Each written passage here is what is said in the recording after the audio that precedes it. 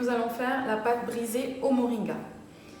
Et pour notre recette, nous aurons besoin de 20 g de poudre de moringa, 130 g de farine, de l'eau, entre 65 et 75 g d'eau, 5 g de sel qu'on va dissoudre dans l'eau et 125 g de beurre.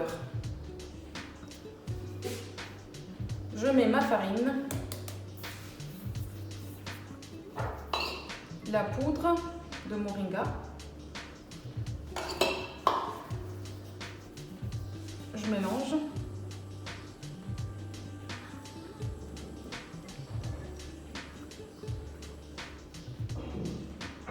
Alors, je vais couper le beurre en morceaux.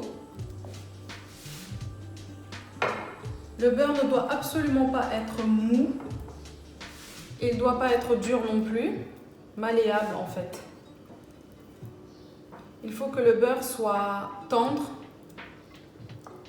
pas trop mou et pas trop dur.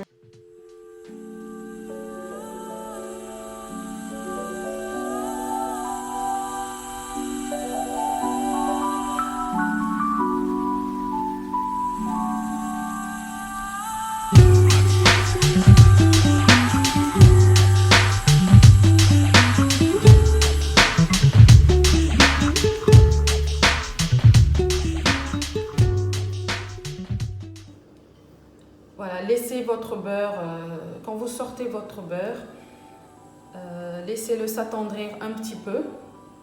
Et évitez les endroits chauds parce que avec un beurre trop mou, presque fondant, on ne pourra pas obtenir cette texture.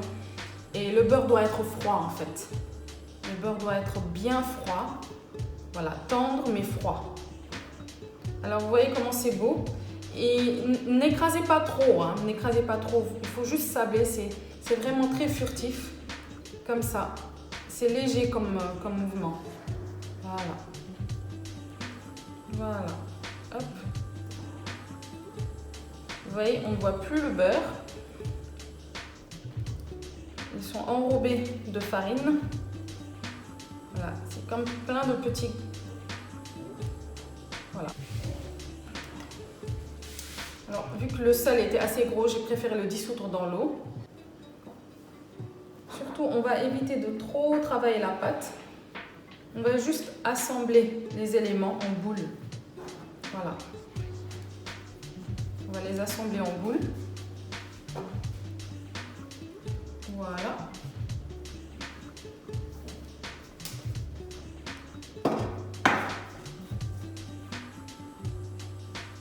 Voilà.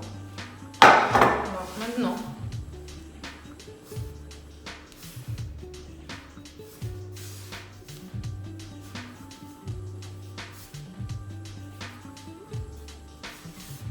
ce qu'on va faire, c'est qu'on va juste phraser la pâte comme ça pour la rendre homogène, mais on va pas trop la travailler. D'accord? Voilà.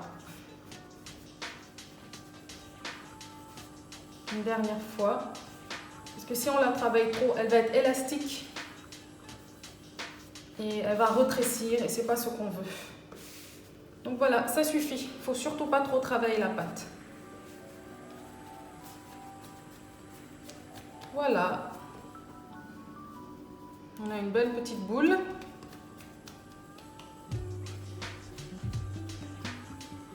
On va l'aplatir légèrement.